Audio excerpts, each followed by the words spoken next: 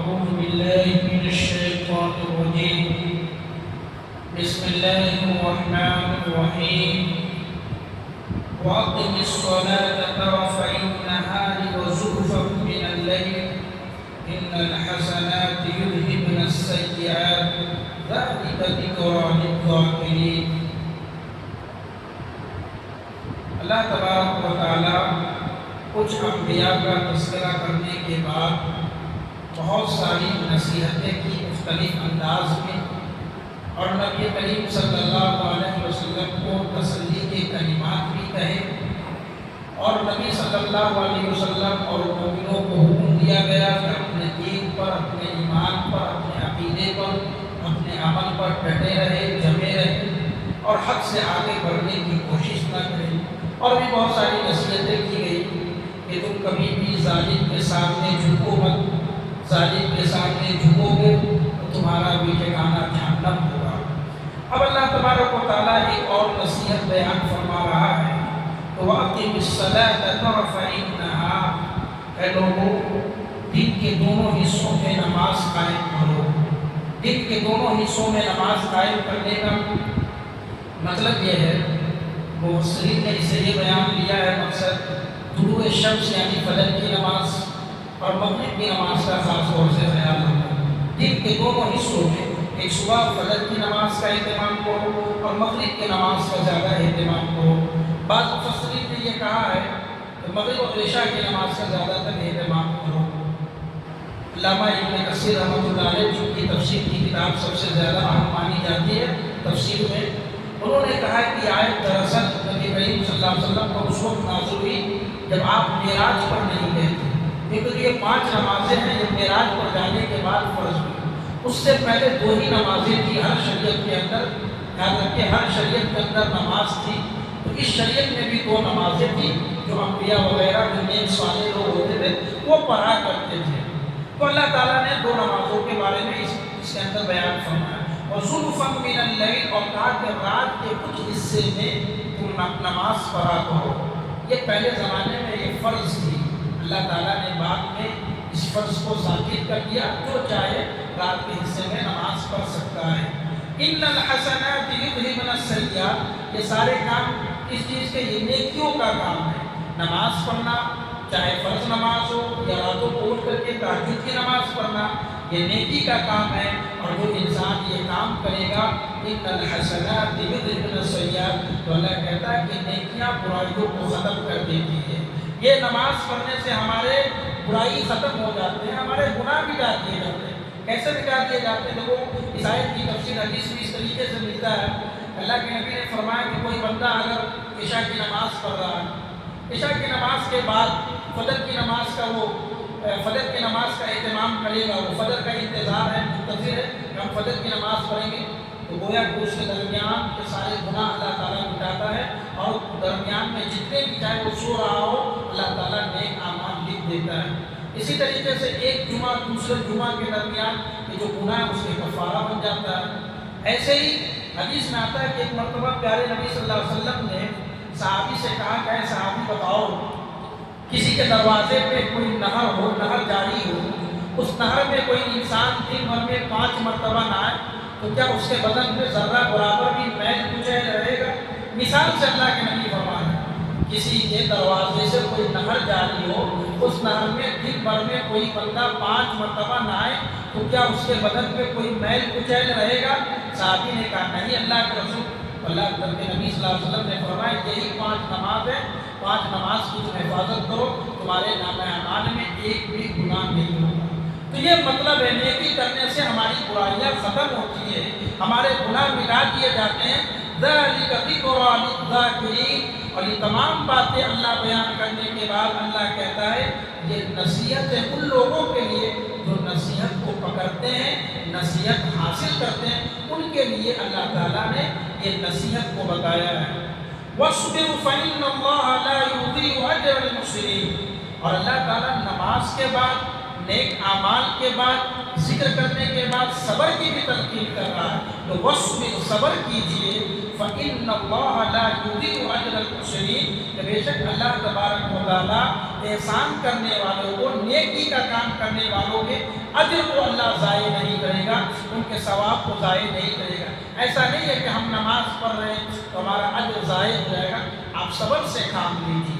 صبر، اچھا دوسری بات، صبر کا مطلب یہ بھی ہو سکتا ہے کہ نماز پڑھنے میں جو ہمیں دشواری ہو رہی ہے، ہمیں تکلیف ہے، ہمیں سونا ہے، گھر کے اندر اے سی چل رہی ہے، ہمیں سونا ہے، تکلیف ہو رہی ہے، پھر بھی ہم اٹھ کر کے مسجد آ رہے ہیں، یہ تکلیف ہے، یہ صبر ہے۔ اسی صبر کے بدلے اللہ رب العالمین تمہارے اعمال کو اور تمہارے جو اعمال ہے اس کو اللہ تعالیٰ بڑھاتا ہے، اور اللہ وعدہ کرتا ہے کہ تمہارے یہ جو صبر کی وجہ سے تم جو بستر چھوڑ کر کے آئے ہو، یہ تمہارا اعمال کارگر رہے گا، یہ باقی رہے گا، اس کو ضائع نہیں کریں گے بلکہ اس کا اجر ہم بہت اچھا دیں گے۔ فلولا كان من القرون من قبلكم أولو بقية ينهون عن الفساد في الأرض إلا قليلا ممن أنجينا منهم۔ اللہ تعالیٰ اس آیت کے اندر یہ بیان فرماتا ہے کہ تم سے پہلے ایسا کیوں نہیں ہوا کہ جو پچھلی قومیں تھیں، اولو بقیۃ، ان میں سے کوئی اہل خیر ہوتا، لوگوں کو بھلائی کی طرف بلانے والا ہوتا، نیک اعمال کی طرف بلانے والا ہوتا، ینہون عن الفساد فی الارض، اور زمین میں فساد برپا کرنے والوں کو روکتا، فساد سے زمین میں روکتا۔ ایسا کیوں نہیں ہوا الا قلیلا، مگر بہت کم تھے۔ اس سے پہلے جو امتیں تھی اس امت میں بہت کم لوگ تھے جو لوگوں کو زمین میں فساد برپا کرنے سے روکتے تھے، اور جو کم لوگ تھے اللہ نے کہا کہ ممن انجینا منہم، ہم ان کو کم لوگوں کو ہم نے اپنے عذاب سے نجات دیا، انہیں کامیابی دی۔ واتبع الذین ظلموا ما اترفوا فیہ وکانوا مجرمین، اور جن لوگوں نے ظلم کے پیچھے چل دیے، ظلم کی اتباع کرنے لگے، ما اترفوا فیہ، اور جو کچھ ہم نے اسے مان عطا کیا تھا، دنیا کی اثر و رسوخ عطا کیا تھا، سلطنت اور بادشاہت عطا کیا تھا، ان تمام سلطنت میں، بادشاہت میں، اسی میں وہ مگن رہا۔ وکانوا مجرمین، کیونکہ وہ مجرم ہی تھا۔ مجرم کا کام یہی ہوتا ہے، وہ انبیاء اور رسول، قرآن، حدیث، ان باتوں کی وہ اتباع نہیں کرتے۔ وما كان ربك ليهلك القرى بظلم واهلها مصلحون، اللہ تعالیٰ نے جس قوموں کو برباد کیا، اب اللہ تعالیٰ سورہ ہود کی اخیر آیتوں میں یہ بیان فرماتا ہے، اے لوگوں سنو، ہم نے جن بستیوں کو برباد کیا ہے، تیرا رب ظالم نہیں ہے، یہ تیرا رب ظلم کی وجہ سے برباد کیا۔ وما كان ربك ليهلك القرى بظلم واهلها مصلحون، اے لوگوں سنو، تیرا رب ظالم نہیں ہے کہ اپنے ظلم کی وجہ سے ان بستیوں کو ہلاک کر دیا، وَأَهْلُهَا مُصْلِحُونَ، اور وہاں کے نیک لوگ رہے ہو۔ یعنی اللہ ایسی قوم کو، ایسی بستی کو، ایسے محلے کو، ایسے شہر کو اللہ ہلاک نہیں کرتا جہاں نیک لوگ ہوتے ہیں۔ یعنی جن کو بھی اللہ نے ہلاک کیا ہے وہاں پہ اللہ کے نافرمان بندے تھے، بدبخت بندے تھے، اسی لیے اللہ تعالیٰ نے ایسی بستیوں کے اوپر اللہ کا عذاب ہے۔ یہ اللہ سورۃ الاخیر میں بیان فرماتا ہے۔ وَلَوْ شَاءَ رَبُّكَ لَجَعَلَ النَّاسَ أُمَّةً وَاحِدَةً وَلَا يَزَالُونَ مُخْتَلِفِينَ، اور یہ بھی یاد رکھو، اگر تیرا رب چاہتا تو تمام لوگوں کو ایک ہی امت بنا دیتا، یہ اختلاف جو ہے یہ اختلاف ختم کر دیتا، سارے کے سارے لوگ ایک ہی امت میں ہوتے، وَلَا يَزَالُونَ مُخْتَلِفِينَ، لیکن اللہ نے ایسا نہیں کیا، بلکہ اللہ تعالیٰ نے ان کے درمیان ہمیشہ اختلاف رہے گا۔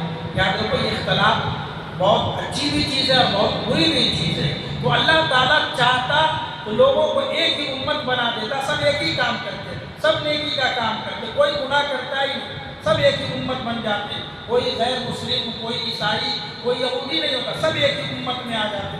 لیکن اللہ نے ایسا نہیں کیا، کیوں؟ کہ اللہ کا مقصد ہے، اللہ کا حکمت ہے، اللہ اپنے حکمت کے تحت دنیا میں بھیجا ہے۔ جو اس حکمت میں کامیاب ہوتا ہے تو ملت واحدہ میں شریک ہوتا ہے، الا من رحم ربک، لیکن جس کے اوپر اللہ کے رب کی رحمت ہوتی ہے، تیرے رب کی رحمت ہوتی ہے، وہ ملت واحدہ میں شریک ہوتا ہے، یعنی حضرت ابراہیم علیہ السلام کی ملت میں آ جاتا ہے۔ وَلِذَلِكَ خَلَقَهُمْ، اور اللہ تعالیٰ نے انہیں اسی لیے پیدا کیا ہے، اسی امت واحدہ یعنی ایک ہی امت کے لیے پیدا کیا ہے۔ پیدا کرنے کا مقصد یہ ہے کہ دنیا آزمائش ہے، دنیا امتحان ہے، اچھے اچھے لوگوں کو یہاں امتحان سے گزرنا پڑا ہے، ایک مرتبہ حدیث آتا ہے کہ پیارے نبی صلی اللہ علیہ وسلم ٹیک لگا کر کے مسجد نبی میں بیٹھے ہوئے تھے، خانہ کعبہ میں بیٹھے ہوئے تھے۔ صحابی آئے اور عرض کرنے لگے، اے اللہ کے رسول صلی اللہ علیہ وسلم، آپ اللہ سے دعا کیوں نہیں کرتے؟ آپ اللہ سے دعا کیجیے، ہم کتنی تکلیفیں اٹھا رہے ہیں، کتنی مشکلیں اٹھا رہے ہیں، مشرکوں کے جانب سے آپ ایک بار دعا کر دیں۔ اللہ کے نبی ٹیک لگائے ہوئے تھے، فوراً ٹیک سے ہٹتے اور سیدھے بیٹھ جاتے اور کہتا ہے، لوگوں ابھی تمہیں کچھ تکلیف تو نہیں ہوئی؟ پہلے لوگ ایسے لوگ گزرے ہیں جنہیں آریوں سے تو ان کے جسم کو کاٹ دیا جاتا تھا، لوہے کی کنگھی سے ان کے گوشت کے اوپر لوہے کی کنگھی چلا دی جاتی تھی۔ ایسے ایسے لوگ گزرے، لیکن کبھی بھی انہوں نے اپنے ایمان سے سودا نہیں کیا۔ ایسے ایسے حالات آئیں گے تو اللہ تعالیٰ نے کہا کہ جن کے اوپر اللہ کی رحمت ہوگی ان کے اوپر اللہ کی آزمائش بھی ہوگی، کیونکہ یہ دنیا امتحان ہے، نبیوں کو امتحان سے گزرنا پڑا۔ وَتَمَّتْ كَلِمَةُ رَبِّكَ لَأَمْلَأَنَّ جَهَنَّمَ مِنَ الْجِنَّةِ وَالنَّاسِ أَجْمَعِينَ۔ اور ان سب کا ایک ہی مقصد ہے کہ اللہ نے جنت کو بھی بنایا ہے، جہنم کو بنایا ہے، اسی لیے اللہ تعالیٰ نے یہ کام کیا کہ وَتَمَّتْ كَلِمَةُ رَبِّكَ۔ اگر تیرے رب کا کلام نہیں ہوتا، تیرے رب کی اگر یہ بات مکمل نہ ہوئی ہوتی، تیرے رب کی بات اگر یہ پوری نہ ہوئی ہوتی، تو لَأَمْلَأَنَّ جَهَنَّمَ مِنَ الْجِنَّةِ وَالنَّاسِ أَجْمَعِينَ۔ تیرا رب جنت کو، تیرا رب جہنم کو انسانوں سے اور جناتوں سے بھر دے گا۔ یعنی اللہ رب العالمین نے یہ وعدہ کیا ہے جہنم سے کہ ہم تجھے نافرمانوں سے بھر کر کے رکھیں گے، اور انسان اور جنات کو ہم جہنم میں پوری طریقے سے بھر کر رکھیں گے۔ اللہ تعالیٰ سے دعا ہے رب العالمین ہم سب کو ان باتوں پر عمل کرنے